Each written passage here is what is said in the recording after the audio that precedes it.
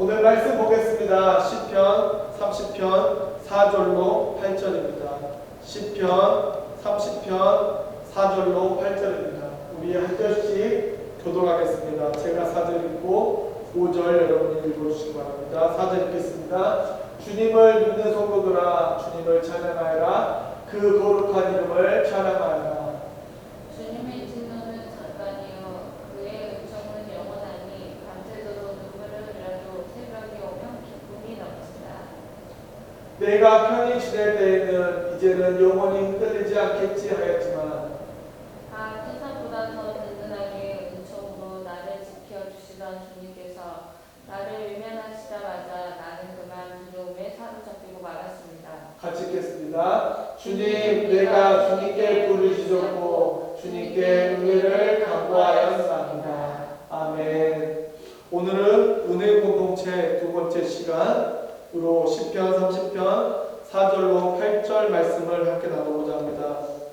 시편 30편은 죄 가운데 있는 다윗이 회개를 통해 하나님의 은혜를 회복하는 과정을 나타내는 회복의 시입니다. 다윗이 어느 순간 교만이라는 죄가 들어왔습니다.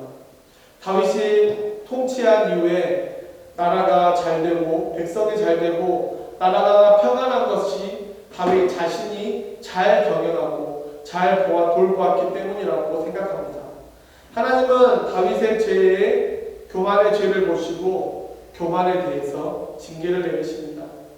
그 징계에 대하여서 자신의 교만으로 인한 징계라는 것을 알게 된 다윗은 견딜 수 없는 고통 중에서 하나님을 찾습니다. 그리고 즉시 회개합니다. 하나님께서 다윗의 회개를 보시고 고난 중에 있는 다윗을 불쌍히 여기신 하나님이 긍휼과 은혜로 회복하시고 그 기쁨을 노래한 시, 이것이 바로 시편 30편입니다. 시편 30편의 기록적인 배경은 정확한 근거는 없지만 많은 학자들은 아마도 사무엘하 24장이라고 말합니다. 왜냐하면 사무엘하 24장은 다윗이 주변의 많은 적들과 전쟁 중에서 승리하고 적대자가 없는 평화의 시대에 다윗이 인구조사로 인하여 하나님의 징계가 기록되었기 때문입니다. 사무엘하 24장 이전 이스라엘은 혼란과 소란을 겪었습니다. 하지만 사무엘하 24장 이후에 다윗 왕국은 소란도 없고 혼란도 없는 평안과 평화의 시대가 찾아옵니다. 그 시기 다윗은 요압을 불러 이스라엘의 인구조사와 더불어 현재 군사가 얼마나 되는지 조사하게 합니다. 왜 그랬을까요? 다윗이 마음에 교만이 들어왔기 때문입니다. 지금 나라가 평안하고 주변 국가들이 다윗에게 복종하는 것은 자신의 힘으로 그 모든 것을 이루었다고 생각하고 그 마음 가운데 그런 마음들로 가득하였기 때문입니다. 그래서 군사의 숫자를 통해 자신을 증명하려고 합니다. 그 조사를 위해 요압을 부릅니다. 요압, 우리 인구조사를 해봅시다. 그리고 인구조사를 통해 군사가 몇 명이나 되는지 살펴봅시다. 그 명령을 들은 요압은 멈추기를 원했습니다. 다윗에게 왕이여 멈추어 주소서, 이것은 우리가 해야 할 일이 아닙니다 라고 직언했습니다. 하지만 다윗은 그걸 멈추지 않았습니다. 그리고 요압은 그 다윗의 명령에 인구조사를 시작합니다. 군사의 숫자에 대한 조사를 시작합니다. 겉으로 보기에는 왕으로 인구조사를 하는 것은 당연한 일입니다. 그러나 다윗의 의도가 올바르지 않다는 것입니다. 지금 이스라엘에 임한 평안이 하나님이 주신 것이 아닌 자신이 가진 힘으로 인해 되었다고 자랑하기 위한 조사였습니다. 그 의도를 아신 하나님이 이스라엘을 징계하십니다. 그 징계로 인해 이스라엘에 3일 동안 전염병이 돌고 첫날 7만 명이라는 백성들이 죽임을 당합니다. 이 소식을 들은 다윗은 무너졌습니다. 하나님이 싫어하는 일을 했다는 것을 바로 깨닫습니다. 더 이상 희생을 막기 위해 다윗은 하나님 앞에 달려갑니다. 그리고 회개합니다. 하나님, 제가 잘못했습니다. 이 백성들을 놔두시고 저와 우리 집을 징계해달라고 하나님께 회개하고 하나님을 붙듭니다. 그 시간 다윗은 죽을 각오를 다하고 하나님 앞에 회개합니다. 그 회개를 들으신 하나님이 어떻게 했을까요? 자비로우신 하나님이 그 회개에 전염병을 멈추시고 하나님의 은혜를 다시 허락하십니다. 이 증거들을 통해 아마도 시편 30편과 30편이 사무엘하 24장의 사건과 연결되어 있다는 꼭 우리는 확인할 수 있습니다. 다윗이 이 사건을 돌아보면서 우리에게 하는 경고는 무엇일까요? 시편 30편과 사무엘하 24장을 통해 우리에게 하는 경고는 교만하지 말라, 죄 가운데 있지 말라, 이것입니다. 사랑하는 성도 여러분, 죄가 얼마나 무서운지 알고 계십니까? 우리가 죄의 무서움을 알기 때문에 그 유혹에 넘어가면 안 됩니다. 우리가 진짜 예수님을 믿으면 똑바로 믿어야 합니다. 그래서 죄의 유혹에 빠지면 안 됩니다. 그 유혹은 마치 우리가 다이어트를 하고 있는데 11시가 되면 라면을 먹고 싶은 유혹이 생기는 것 같습니다. 그래서 유혹을 받을 수 있는 여지를 남기지 말라는 것입니다.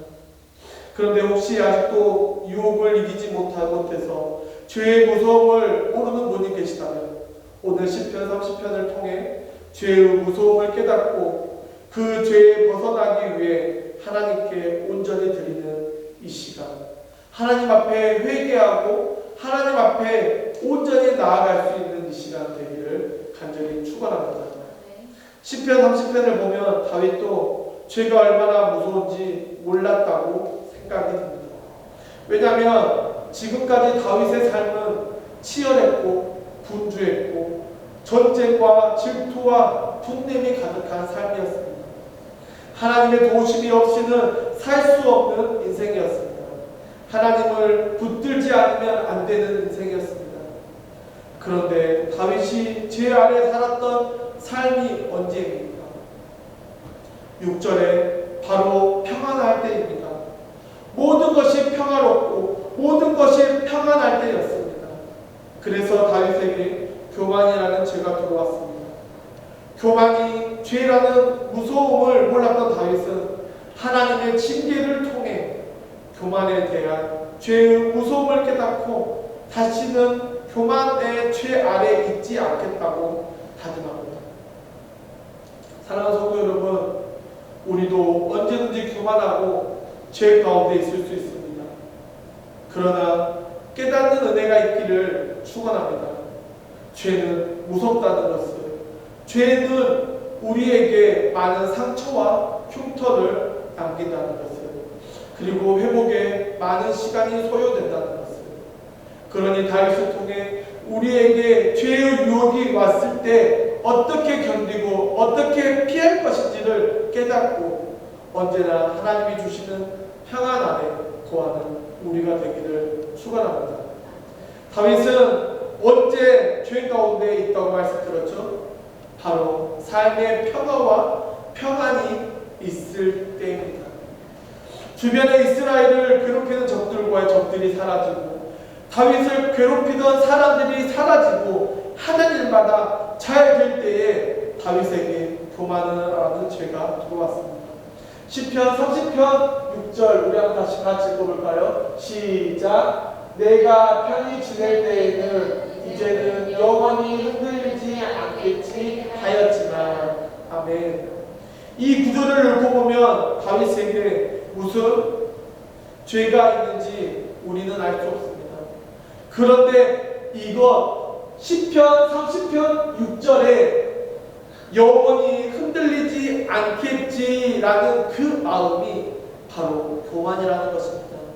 자신이 가지고 있는 자만심, 자신이 가지고 있는 형통함이라는 것이 죄라는 것입니다.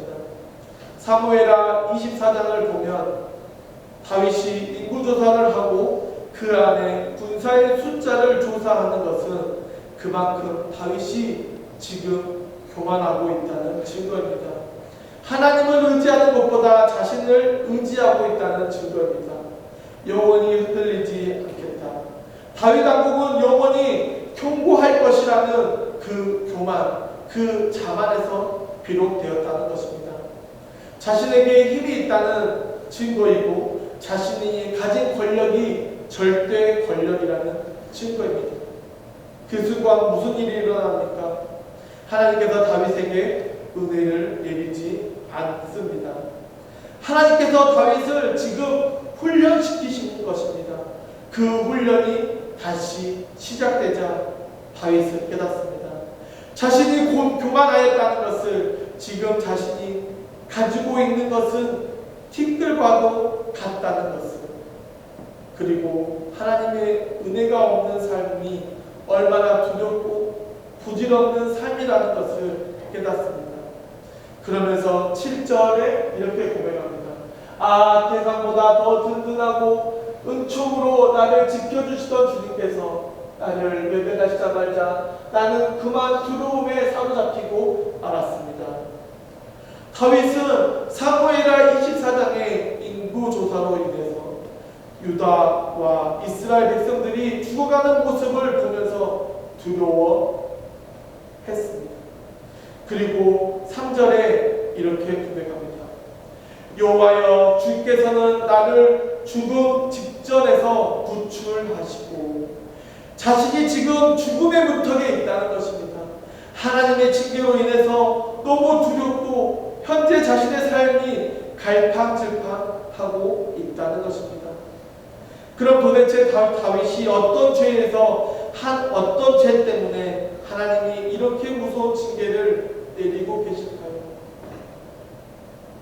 사무엘하 24장의 배경이라고 하면 24장에 다윗이 이스라엘과 유다의 인구를 조사하고 그 인구 조사를 바탕으로 군사의 숫자를 조사하는 것밖에 없습니다. 즉, 지금 우리나라에 전쟁이 일어나면 동원할 수 있는 군인이 몇 명인가, 이것을 조사한 것입니다. 여러분, 이것이 죄입니까? 한 나라의 왕이라면 당연히 할 수 있는 조사입니다. 그런데 하나님 보시기에는 이것이 죄라는 것입니다. 이것이 교만이라는 것입니다. 그리고 그 결과는 비참했습니다. 이 조사를 시작하고 3일 동안 이스라엘에 전염병이 돌기 시작했고 이 전염병으로 인해 무려 7만 명이라는 사람이 죽었습니다. 인구조사를 한 것이 이렇게 큰 일입니까? 네, 하나님께서 죄라고 말씀하십니다. 오늘 본문인 시편 30편을 보면 6절에 내가 편히 지낼 때에 이제는 영원히 흔들리지 않겠지 하였지만 이것이 죄라는 것입니다. 다윗이 인구조사를 시작한 그 배경이 바로 시편 30편 6절에 이제는 영원히 흔들리지 않겠지라는 그 교만으로 인해 그 나라의 다윗 나라의 인구조사를 시작하였고 그 죄로 인해 이스라엘 백성들이 죽임을 당했다는 것입니다. 다윗이 지금 평안한 것, 영원히 흔들리지 않는 것, 이것의 이유가 하나님이 아닌 바로 다윗 자신이 가지고 있는 권력과 힘이라는 것이 교만이라는 것입니다. 우리가 보기에는 별것 아니지만 하나님이 보시기에는 큰 죄라는 것입니다. 그런데 여기에는 숨은 의도가 있습니다. 우리가 알아야 합니다. 무엇입니까? 그 숨은 의도는 하나님이 다윗을 사랑하고 계시다는 것입니다. 하나님이 다윗을 이렇게 밀어붙이시는 이유는 하나님이 어떤 누구보다 다윗을 사랑하고 계시다는 증거입니다. 우리가 보기에는 작은 일이지만 하나님은 그걸 그냥 넘어가지 않습니다. 왜냐하면 이 작은 일이 큰 일이 되기 때문입니다. 우리나라 속담에 바늘도둑이 소도둑이 된다는 말이 있습니다. 처음에 조그만 것을 훔쳤지만 그걸 누가 알려주지 않고 누가 그것이 죄라고 말하지 않으면 나중에는 큰 도둑이 될 수 있다는 것입니다. 그래서 하나님이 그냥 넘어가지 않으신 것입니다. 제가 족보등본을 맡아서 말씀을 전할 때입니다. 청소년들에게 하나님이 우리에게 고통을 주시고 고난을 주시는 것은 하나님이 우리를 사랑하시기 때문에 우리가 죄 가운데 있기를 원하지 않으시기 때문이라고 말씀을 전했습니다. 그 말씀이 끝난 후에 한 학생이 찾아왔습니다. 전도사님, 저는 때로는 거짓말도 하고 친구를 괴롭히고 하나님이 기뻐하시는 일을 하지 않는데 저는 너무 평안하고 너무 좋아요. 저에게 아무 일도 일어나지 않아요. 왜 나에게는 아무 일도 일어나지 않나요? 라고 질문했습니다. 처음에 그 질문을 받고서 많이 당황했습니다. 어떻게 이 아이에게 어떻게 이야기를 해야 할까? 그러면서 다윗의 밧세바 이야기를 해주었습니다. 그러자 이 친구가 또 질문했습니다.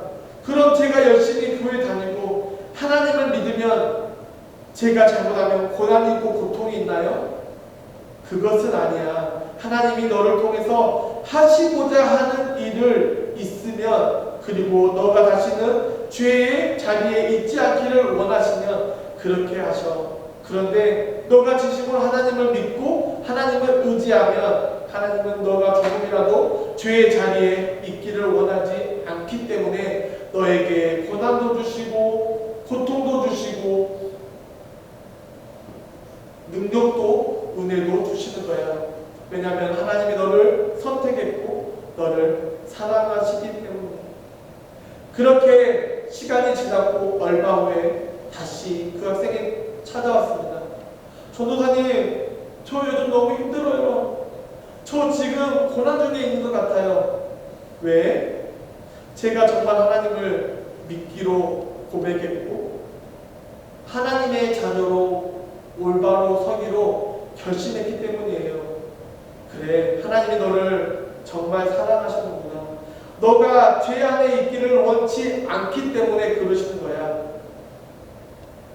회개하고 온전히 하나님의 사람으로 살아가자고 조언했습니다. 사랑하는 성도 여러분, 여러분의 삶에 징계가 있으십니까? 여러분의 삶에 고통이 있으십니까? 여러분의 삶에 고난이 있으십니까? 그것은 하나님이 여러분을 사랑하신다는 증거입니다. 내가 죄를 지었는데 아무 일도 없다? 정말 심각합니다. 혹시 그런 분이 있다면 지금 당장 회개하시기 바랍니다.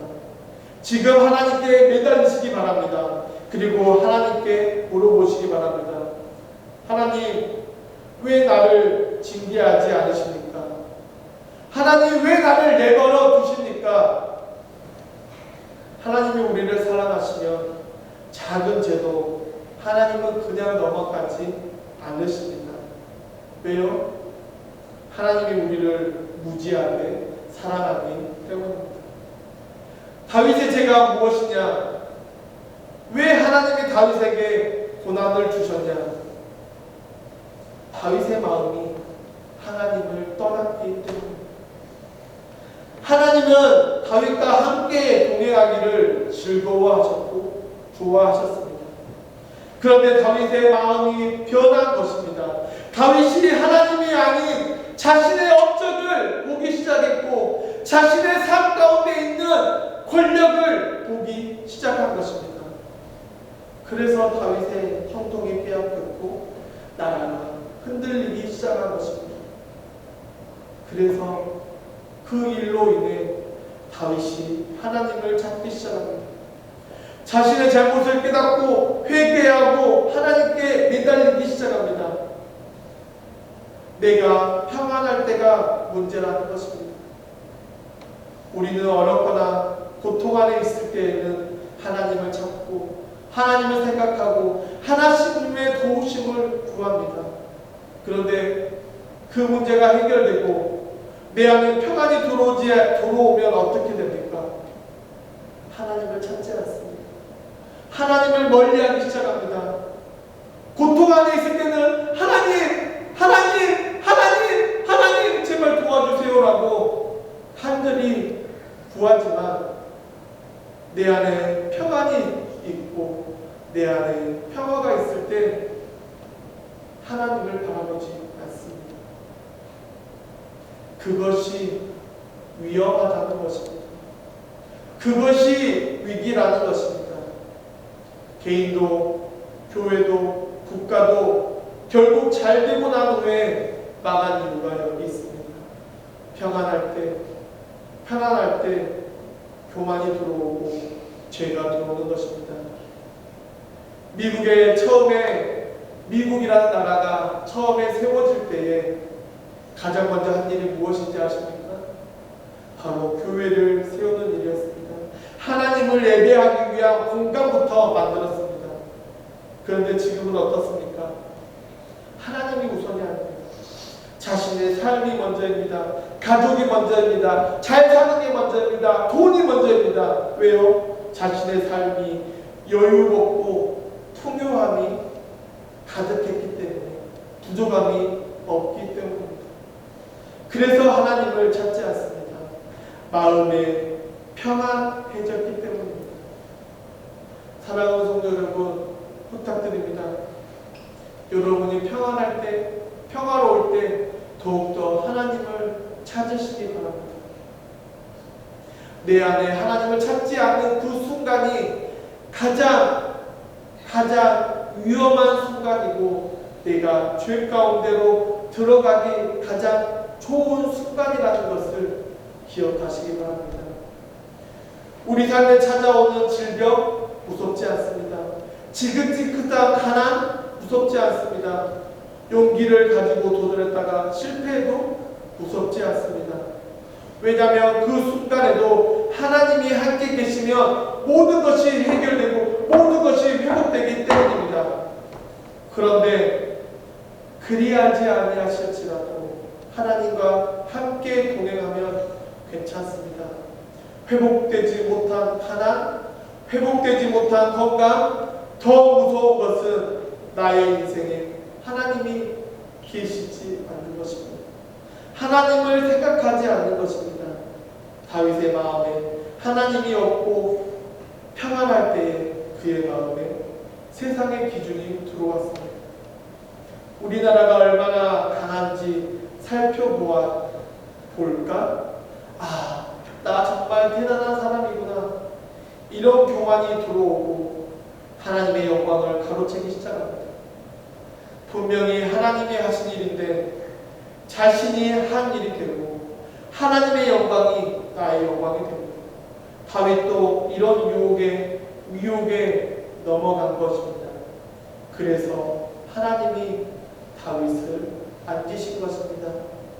하나님이 다윗을 너무 사랑하셔서 다윗이 더 이상 무너지는 것을 원치 않으셔서 시편 30편과 같은 고난과 고통을 주셨다는 것입니다. 여러분, 우리가 정말 지옥에 갈 수밖에 없는 죄인이라는 사실을 고백하시기 바랍니다. 우리는 지옥에 가야 하는 죄인입니다. 그런데 하나님이 아들 예수님을 이 땅에 보내셨고 우리를 위해 십자가에 돌아가셨고 3일 만에 부활하셨습니다. 그래서 우리는 누가 잘났다, 누가 못났다 할 필요 없습니다. 왜냐하면 우리는 죄인이기 때문입니다. 그런데 믿는 성도의 삶은 어떻습니까? 매일 갈등이 있습니다. 매일 자존심 싸움을 합니다. 높고 낮음을 따집니다. 왜죠? 내가 다른 사람보다 덜 죄인이라고 생각하고 있기 때문입니다. 그래서 우리는 오늘 다윗을 통해 깨달아야 합니다. 우리에게 가장 중요한 것이 무엇입니까? 바로 하나님과 나의 관계입니다. 하나님 앞에 똑바로 설 준비가 되어 있는 것입니다.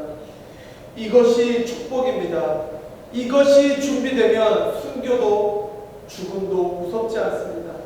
왜냐하면 우리는 언제나 천국 소망을 확신하며 살아가는 성도들이기 때문입니다. 그래서 두렵지 않습니다. 성경을 보면 순교자들에 대한 기록이 많습니다.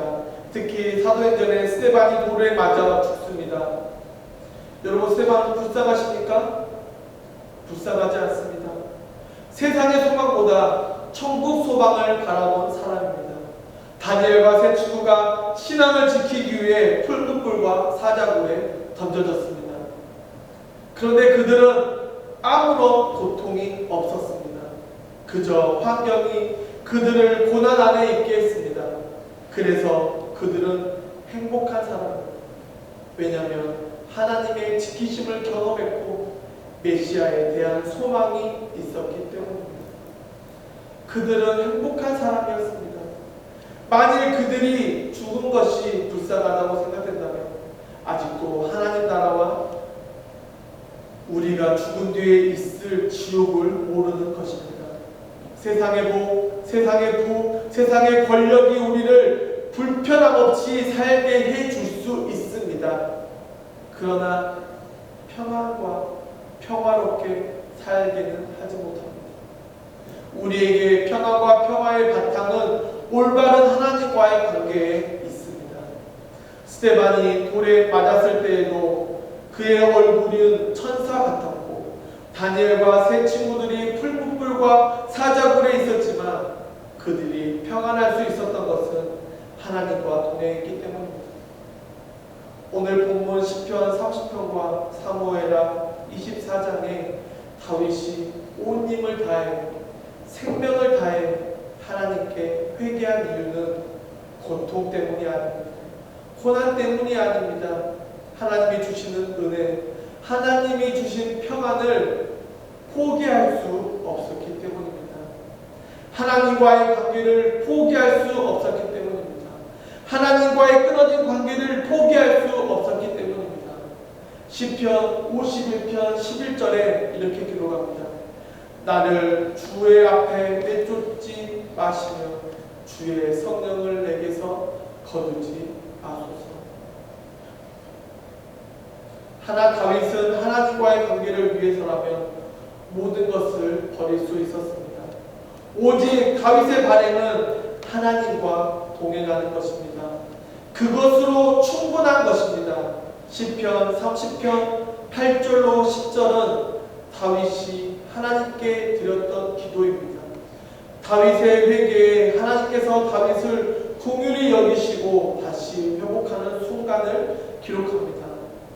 또한 시편 30편 11절로 12절에 다윗의 찬양이 고백이 완전히 바뀝니다. 이 사건 전에는 하나님의 은혜가 하나님의 긍휼이 이렇게 좋은 줄 몰랐습니다. 그런데 다윗이 그 은혜와 그 평안을 잃고 나서 다시 회복한 후에 그것이 얼마나 귀한 것인지 깨닫는 것입니다. 찬양 중에 똑바로 보고 싶어요 라는 찬양이 있습니다. 이 가사를 보면 똑바로 보고 싶어요 주님, 온전한 눈짓으로 주님 온전히 곁눈질하기 싫어요. 하지만 내 모습은 온전치 않아 세상이 보는 눈은 마치 날 죄인처럼 멀리하며 외면하네요. 주님, 이 낮은 자를 통하여 어디에 쓰시려고 이렇게 초라한 모습으로 만들어 놓으셨나요? 당신께 드릴 것은 사모하는 이 마음도 이 생명도 달라시며 십자가에 놓겠으니 거울뿐인 육신 속에 창빛을 심게 하시고 가시뿐인 세상 속에 미랄로 썩게 하소서. 이 고백이 우리의 고백이 되기를 간절히 축원합니다. 지금 우리 안에 있는 평화 어떻게 유지하시겠습니까? 하나님의 은혜가 우리에게 가장 중요한 것이고 소중하다는 것을 인식하시기 바랍니다. 나의 삶이 하나의 미랄로 사용해달라고 고백하시기 바랍니다. 그리고 온전히 주님과 동행하시기 바랍니다. 그러면 주님이 우리를 붙들고 사용하십니다. 그런데 사실 주위의 많은 성도들을 보면 실제로 죄가 얼마나 무서운지 모르는 것 같습니다. 그래서 목사가, 장로가, 권사가, 집사가 은근슬쩍 죄를 짓고 살아갑니다. 알고 지은 죄, 모르고 지은 죄, 은밀하게 지은 죄, 그러면서 하나님의 은혜를 바랍니다. 하지만 하나님의 은혜가 우리 삶에서 떠나고 삶이 지옥으로 바뀌고 나서야 알게 됩니다. 은밀한 죄, 알고도 지은 죄가 얼마나 무서운 죄인지를, 그리고 지옥이 이런 것이고 얼마나 무서운 곳이라는 것을 경험합니다.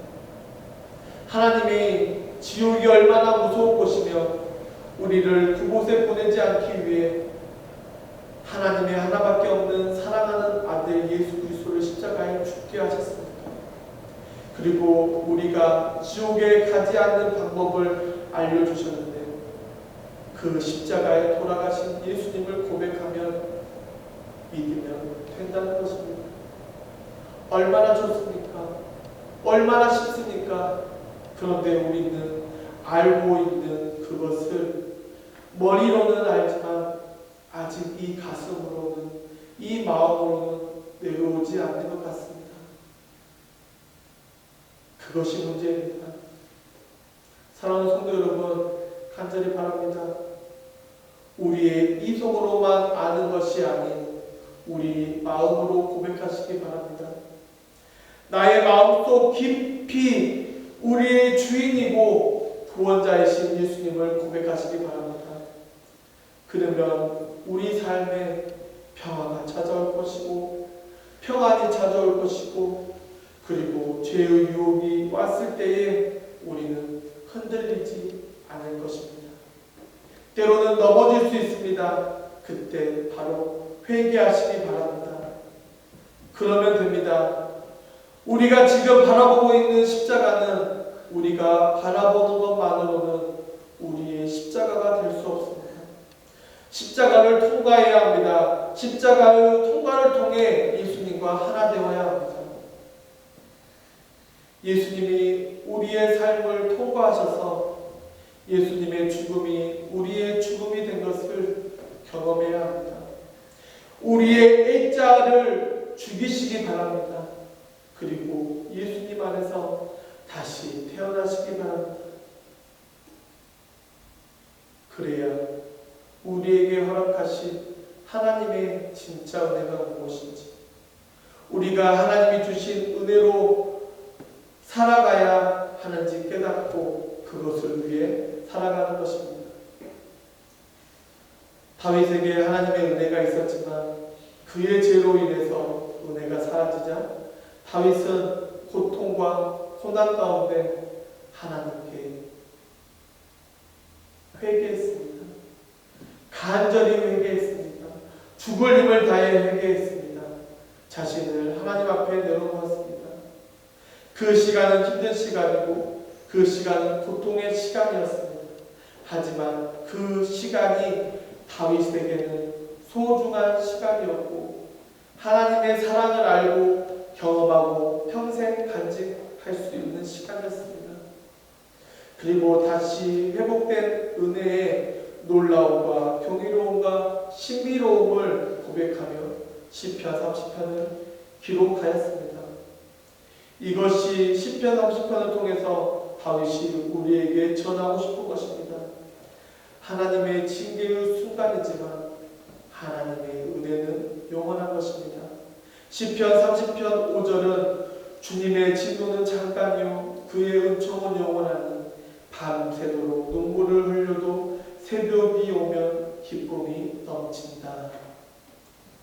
다윗은 하나님의 징계를 받고 징계한 후에 하나님의 은혜가 회복되는 것을 너무 기뻐서 춤추며 노래했습니다. 기억하시기 바랍니다. 언제나 하나님의 징계는 잠깐입니다. 그러나 하나님의 은혜는 영원합니다. 하나님이 우리가 징계로 인해 고통이나 고난 중에 오래 있기를 원하지 않으십니다. 빨리 회개하고 하나님께 돌아와 그 은혜 아래 있기를 원하십니다. 그리고 다시는 그 죄에 대하여 물어보지 않습니다. 그 분이 우리 하나님입니다. 사랑하는 성도 여러분, 무엇이 진짜 축복입니까? 무엇이 진짜 기적입니까? 우리가 마음속에 온 힘을 다해 회개할 때에 우리 삶이 회복되고 하나님의 은혜 아래 살아가는 것입니다. 정확합니다. 고난은 정말 짧습니다. 징계는 순간입니다. 고난도 잠깐입니다. 그러나 하나님의 은혜는 영원하다는 것을 기억하시기 바랍니다. 때로는 하나님의 징계로 인해 우리의 삶이 고통스럽고 고난스럽고 끝이 보이는 것 같지 않지만 그 순간 우리의 죄를 고백하시고 온 힘을 다해 온 마음을 다해 회개하시기 바랍니다. 그리고 회복시켜 주실 하나님을 붙들기 바랍니다. 그러면 지금은 울고 고통스럽지만 그것이 변해서 기쁨이 되고 웃음이 되고 즐거움이 될 것입니다. 그리고 이렇게 고통을 주고 고난을 주고 징계를 준 하나님께 감사할 것입니다. 왜요? 그것이 하나님이 나를 사랑하는 증거이고 지금도 하나님이 나를 돌보고 계시다는 증거이기 때문입니다. 믿으시기 바랍니다. 간직하시기 바랍니다. 그러면 우리는 언제나 하나님의 은혜 아래 있을 수 있습니다. 그 은혜 아래 있을 때에 하나님의 지키심을, 하나님의 살피심을 온전히 경험할 것이고 그 경험을 통해 우리는 언제나 감사와 찬양이 넘치게 될 것입니다. 기억하시기 바랍니다. 가장 중요한 것은 온전한 하나님의 은혜를 사모하는 것입니다. 오늘도 그 은혜 아래 있기를 결단하는 우리 미라클 공동체 되기를 간절히 축원합니다. 기도하겠습니다.